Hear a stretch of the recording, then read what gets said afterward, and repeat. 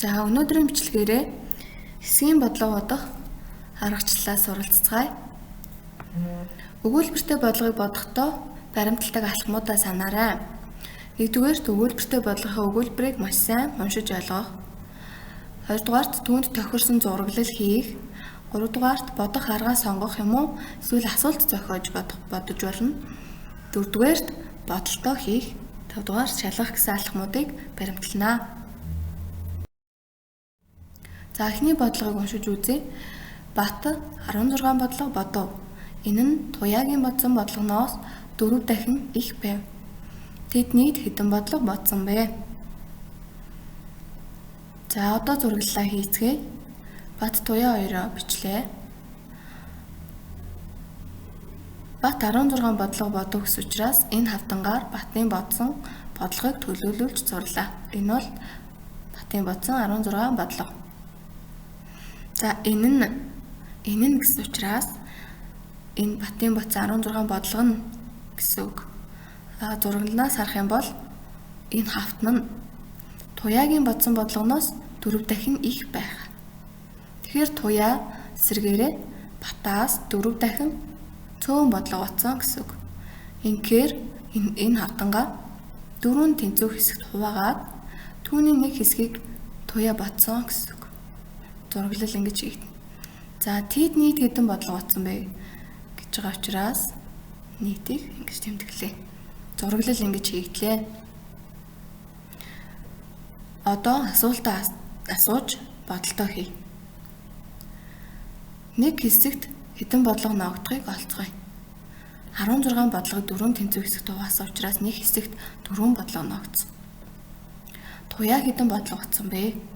Зурагнаас харахад Туяа нэг хавтан буюу нэг хэсэг бодлого бодсон. Тэгэхээр нэг хэсгийг 4-өөр үржүүлэхээр 4 бодлого. Туяа 4 бодлого бодсон байна.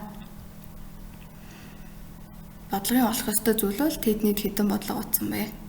Инхээр Бат 16, Туяа 4 бодлого, нийт 20 бодлого боджээ. Хамгийн сүүлд бодлогоо шалгах хэрэгтэй. Шалгана гэдэг бол одоо ургуу үйлдэл хийгээд бодоход бодлогонд өгөгдсөн нөхцлүүд буцаж яг хэвээрээ гарч байх юм бол та бодлогоо зөв бодсон гэж ойлгож болно. За шалгаж үзье. 20 бодлого бодсон гэж гарсан. Үүнээс Батын 16 бодлогыг хасгаар 4 бодлого Туяагийнх болно. Энэ нь Туяагийн 4 бодлогыг 4 дахин ихсэхэд Батын бодлого гарчих ёстой. Ингээд 4-ийг 4-өөр үржүүлээд 16 бодлого Батын бодлого гэж өгөгдөл таарч байна.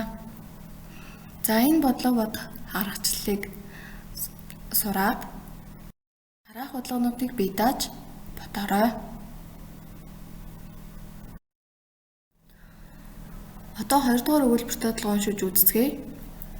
Оюун 8400 төгрөгтэй. Түүнийхээ 7.5-аар 3 үлгэрийн ном авав. Нэг үлгэрийн ном ямар үнэтэй вэ? Бодлогодод тохирсон зураглалыг хийцгээе. Оюуны 8400 төгрөгийг энэхүү хавтангаар дүрслэв. Энэ бол оюуны 8400 төгрөг. Түүнийхээ 7.5-аар гэсэн учраас энэ хавтангаа 7 тэнцвэх хэсэгт хуваагаад 5 хэсгээр нь үлгэрийн ном авсан. 3 үлгэрийн ном авсан. Тэгвэл нэг үлгэрийн ном ямар үнэтэйг олох нэ?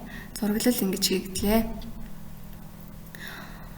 Харин одоо асуултаа асууж бодолтоо хийцгээе.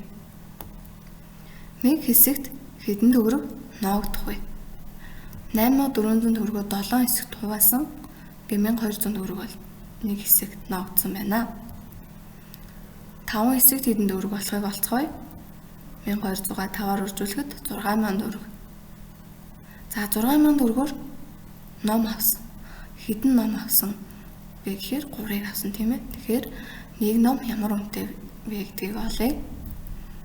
6000-аар 3-ыг авсан учраас 6000-ыг 3-т хуваана.